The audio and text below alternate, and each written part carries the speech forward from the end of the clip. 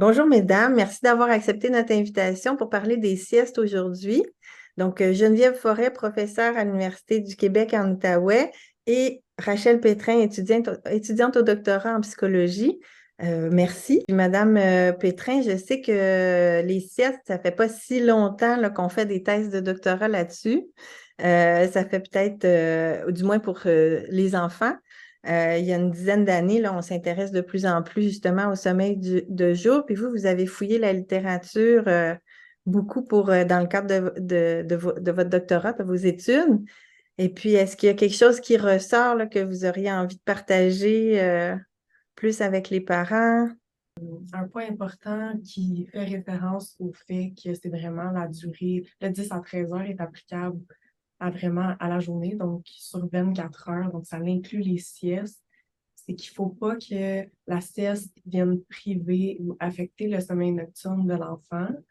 Donc, tu sais, un enfant qui prend beaucoup de temps à s'endormir, environ plus qu'une demi-heure, puis qui se réveille souvent la nuit, ça peut peut-être indiquer qu'il a moins besoin de dormir pendant la journée. Puis, c'est là que le parent peut peut-être venir intervenir puis diminuer la durée des siestes, ou même chez certains, là, arrêter la sieste. Puis, les études à ce jour ne démontrent pas que les siestes ont des effets vraiment précis sur le développement de l'enfant. C'est justement très variable d'un âge à l'autre, là. Comme pour les enfants de 2 ans, c'est totalement différent que pour les enfants de 3, 4 et 5 ans. Mais on sait que le sommeil nocturne, lui, a vraiment un impact d'envergure pour le développement. Donc, ça ne va pas être préjudiciable pour les enfants de ne pas dormir pendant la journée si le parent réalise que l'enfant n'en a peut-être pas de besoin. Fait qu'on Ça, travaille en tant que parent plus aussi, par exemple, avec les signes de fatigue ou la somnolence ou l'irritabilité pour essayer d'évaluer le besoin naturel de notre enfant en sommeil, plus qu'une notion comptable, comme on a parlé dans d'autres capsules, là, de se dire c'est vraiment 10 heures ou c'est vraiment 13 heures. Puis là, il a fait une sieste d'une heure, donc là, qu'il faut qu'il fasse une nuit de 10 heures. Puis s'il n'a pas fait une nuit de 10 heures, bien, je le garde au lit. Donc, on essaye plus de voir un peu comment notre enfant navigue là, avec sa faim de sommeil, donc s'il a envie de dormir ou s'il a besoin de dormir, plus que, que, que il des faut règles faire très, très attention. strictes, là. Ouais. Je pense qu'il faut faire attention comme parent de bien détecter ces signes-là.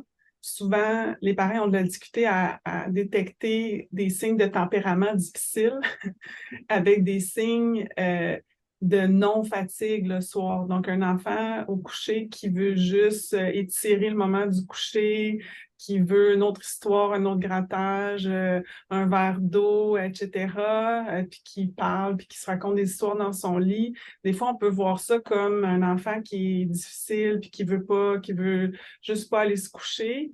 Mais parfois, ça peut être d'autres choses. Ça peut être aussi un enfant qui ne ressent juste pas de fatigue.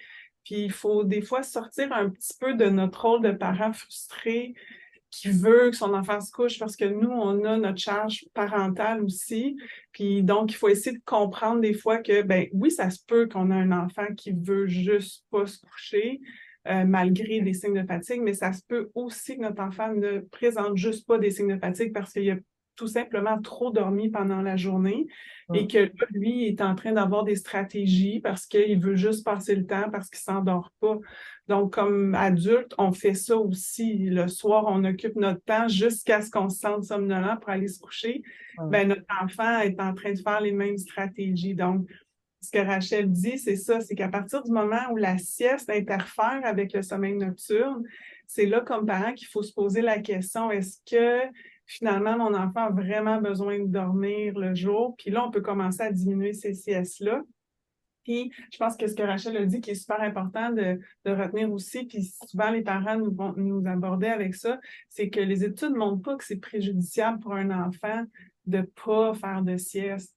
Donc, ça, c'est important aussi de comprendre que ben, c'est mieux de bien dormir la nuit, d'avoir un bon sommeil consolidé plutôt que de faire la sieste le jour. Puis ça, je pense que c'est réconfortant aussi de comprendre ça Ouais.